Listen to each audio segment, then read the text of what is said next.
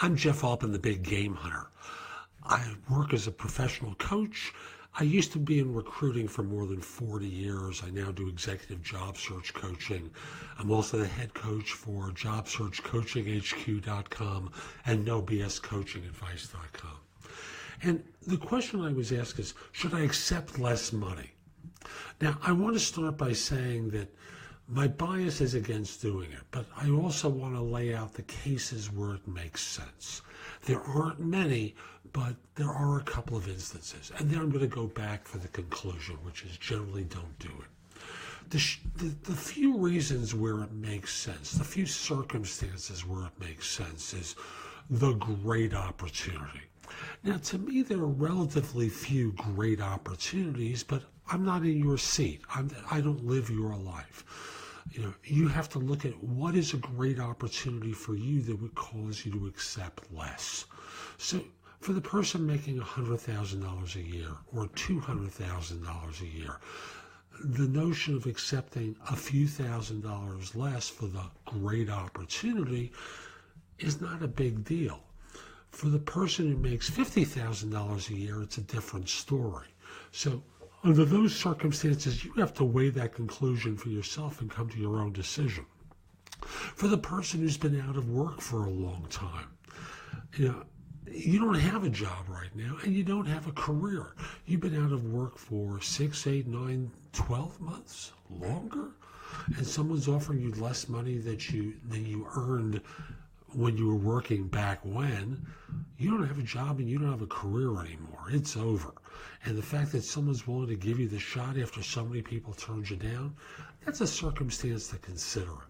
But understand, often firms are negotiating, and they'll talk about the individual who they've also met with, who's looking, this person's really strong, and we're weighing the two of you, and this person's willing to accept less.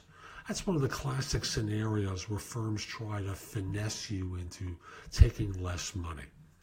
And frankly, I would turn around and say, hey, thanks for bringing that to my attention, but the fact is, if you think they're the better person for this role, you should really choose them. If we're really equal and they're willing to accept less, you should choose them.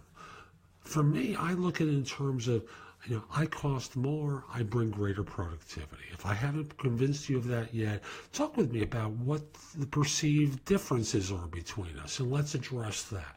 And the fact that they're raising this as a subject indicates that, it's close, and they do see a difference between the two of you. Otherwise, they wouldn't try and bring you down to that price point. After all, why bother? They could just choose the other person. So that's a factor. It's a negotiating ploy. Another factor that I think you need to take into consideration is it's not just simply about accepting $5,000 or $10,000 less now.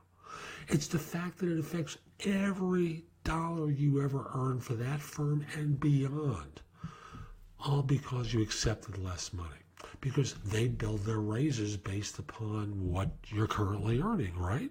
So if you accept $5,000 less, I'm just going to pick simple numbers. You're making $110 and you accept $100, and you get that 5% increase. At $100, well, you're at $105. But had you been at $110, well, the raise would have been higher, wouldn't it? So understand there's an impact not just simply now, but even if you change jobs 2-3 years from now, they're often blending, or they're often creating their increases based upon what you were previously earning. They're formulas. Now, if you're in Massachusetts, for now, that may become different next year, but for most organizations in most parts of the country, they're building salary increases based upon current salary.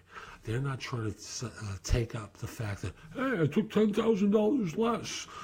They work off the current numbers because that's the fact. So understand there's an impact upon you that you'll never recover from. So I generally am against it. If it means that much to an organization that you take $5,000 or $10,000 less, there's a bigger problem there in terms of how you're marketing yourself that you need to address. So And generally, thumbs down to the notion of accepting less, except in the circumstances that I've already outlined. Again, I'm Jeff Altman, the Big Game Hunter. By the way, listen to my podcasts. I've got Job Search Radio and No BS Job Search Advice Radio. They're both at iTunes and Stitcher. They come out. No BS Job Search Advice is a daily show. Job Search Radio is 5 days a week. Subscribe to the shows. Get some great advice that will help you in your search. Have a great day. Take care.